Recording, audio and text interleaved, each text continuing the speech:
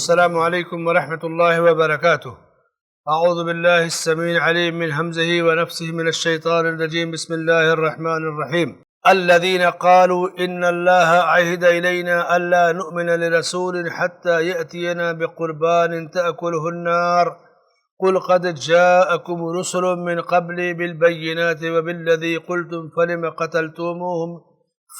قتلتموہم ان کنتم صادقین۔ یہ وہ لوگ ہیں جنہوں نے کہا کہ اللہ تعالیٰ نے ہمیں حکم دیا ہے کہ کسی رسول کو نہ مانے جب تک وہ ہمارے پاس ایسی قربانی نہ لائے جس سے آگ کھا جائے۔ آپ کہہ دیجئے کہ اگر تم سچے ہو تو مجھ سے پہلے تمہارے پاس جو رسول دیگر معجزوں کے ساتھ آئے یہ بھی لائے جسے تم کہہ رہے ہو، تو پھر تم نے انہیں کیوں مار ڈالا؟ ناظرین کرام، یہ سورہ آل عمران کی آیت نمبر 183 ہے۔ اس آیت میں یہود کی ایک بات جس کا وہ ذکر کرتے اس کی تکذیب کی رہی کہ یہود خود جھوٹے ہیں، جھوٹی باتیں کرتے ہیں۔ وہ کہتے تھے کہ اللہ تعالیٰ نے ہم سے یہ عہد لیا ہے کہ تم صرف اس رسول کو ماننا جس کی دعا پر آسمان سے آگ آئے اور قوم کی قربانی یا صدقات کو جلا دے۔ ان کے کہنے کا مطلب یہ تھا کہ اے محمد صلی اللہ علیہ وسلم، آپ کے ذریعے یہ معجزہ ہم نے نہیں دیکھا، کوئی آگ نہیں آئی جو زکوٰۃ صدقات کو آگ جلا دے۔ اس لیے اللہ کا جو وعدہ ہم سے تھا کہ صرف اسی رسول کو ماننا جس کے زمانے میں آگ آئے اور تمہارے صدقات کو کھا لے، تو آپ سے تو ہم نے وہ معجزہ نہیں دیکھا، اس لیے ہمارے اوپر آپ پر ایمان لانا ضروری نہیں ہے۔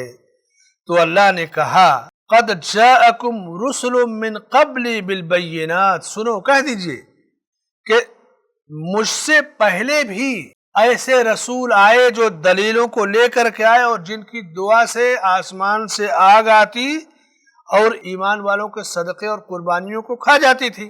یہ ان نبیوں کے نبی برحق ہونے کی دلیل ہوتی تھی، لیکن ان رسولوں اور نبیوں کو بھی تو انہوں نے جھٹلا دیا۔ ایسے انبیاء آئے کہ قوم نے صدقہ پیش کیا، انہوں نے دعا کی اور آسمان سے آگ آئی اور کھا لے گئی، ان کو بھی تو انہوں نے جھٹلایا ہے، ان یہودیوں نے۔ تو اگر تم اپنے دعوے میں سچے ہو تو ان پیغمبروں کو تم نے جھٹلایا، ان میں سے بعض کو قتل کر دیا۔ جو نشانیاں تم کہہ رہے وہ نشانیاں لے کر آئے تھے، ان نشانیوں کے باوجود ان کو جھٹلایا، ان کو قتل کر دیا۔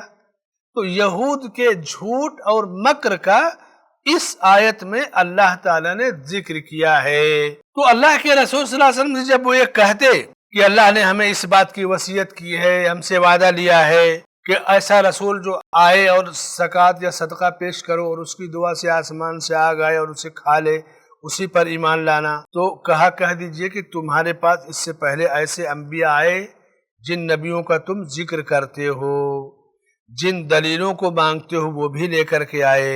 موسیٰ علیہ السلام کو اللہ نے عصا دیا، وہ عصا اژدہا بن جاتا، پانی کا چشمہ پھوٹ جاتا، پتھر پہ مارتے، دریا پہ مارتے تو راستہ دے دیتا۔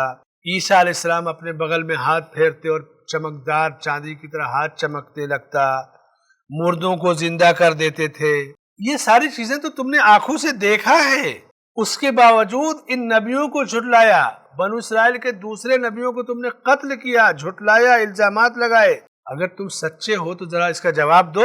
اس آیت سے جو چند فوائد و مسائل ثابت ہوتے ہیں، پہلا مسئلہ، یہود ایک سرکش قوم ہے، ایک سرکش، ظالم، جابر اور جھوٹی قوم ہے، کبھی بھی اس پر بھروسہ نہیں کیا جا سکتا۔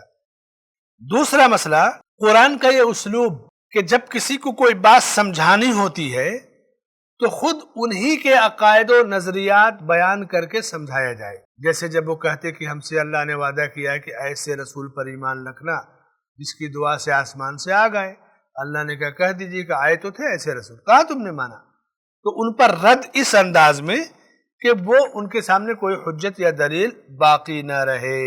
تیسرا مسئلہ، اللہ نے اپنے سارے رسولوں کو دلائل کے ساتھ بھیجا ہے، کیونکہ قوم کی سرکشی، قوم کا ظلم اور جبر اللہ تعالیٰ کو پتہ ہے، اور رسول اللہ کے پیغمبر ہوتے تھے، تو رسول کہیں کمزور نہ پڑے اپنی بات کو پیش کرنے میں۔ اللہ نے وحی الہی کے ذریعے انہیں مسلح کیا، دلائل سے، تاریخ سے، سیرت سے، حجت و قوت کی طاقت سے، معجزات سے مسلح کیا، اور آخری رسول محمد عربی صلی اللہ علیہ وسلم کو بہت سارے دلائل اور شواہد عطا کیے۔ چوتھا مسئلہ، جھوٹے دعوے کی تردید۔ اب چونکہ یہود کا دعویٰ تھا، ان کا جھوٹا دعویٰ تھا، تو اللہ نے ان پر حجت قائم کر دی کہ تم جھوٹ بھی بولتے ہو، رسولوں کو قتل بھی کرتے ہو، وہ اللہ پر جھوٹا الزام بھی لگاتے ہو، اور اوپر سے بڑی بڑی باتیں کرتے ہو۔ تو ان کو ڈانٹا پھٹکارا گیا، ان کی حقیقت کو بیان کیا گیا، اور اللہ نے جگہ جگہ، اب دیکھیے قرآن کی کوئی آیت ایسی نہیں ہے جس کے آخر میں اللہ نے اپنی صفت کا ذکر نہ کیا ہو۔ بیشتر آیتوں میں، ساری میں تو نہیں لیکن جگہ جگہ اس کا ذکر کیا، سمیع مجیب، سمیع علیم، غفور رحیم۔ اللہ نے اپنی مختلف صفات کا ذکر کیا۔ اشاعرہ، معتزلہ اور بہت سارے باطل فرقے اللہ کی صفات کی تعویل کریں گے کہ اس سے ظاہر مراد ہے، یا جیسے اللہ کا ہاتھ جہاں ذکر ہے کہ اللہ کے ہاتھ بدھے ہوئے یہود کہتے تو کہتے نہیں، ہاتھ نہیں، قدرت مراد، یہ سب فضول چیزیں ہیں۔ اللہ نے اپنے لیے جس صفت کا ذکر کیا اس کو ماننا، ایمان لانا، قبول کرنا، یہی ایمان ہے۔ اس کی تعویل، توجیہ، تفصیل میں ہم نہیں جاتے۔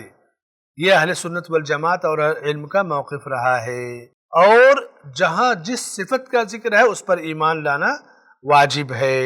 اللہ سے دعا ہے کہ اللہ تعالی ہمیں ایمان اور عقیدے کی سلامتی عطا فرمائے، اور یہود کے جس مکر کا، شر فساد کا ذکر کیا گیا، اللہ تعالیٰ ان کی اس بری خصلت اور برے اخلاق سے ہمیں دور رکھے، اور ہمیں صراط الذین انعمت علیہم اس پر قائم رکھے، اور غیر المغضوب علیہم ولا الضالین اس سے ہماری ہم حفاظت فرمائے، اس راستے پہ چلنے والوں سے ہماری حفاظت فرمائے، آمین۔ وصلی اللہ علی نبینا محمد وعلی آلہ وصحبہ اجمعین۔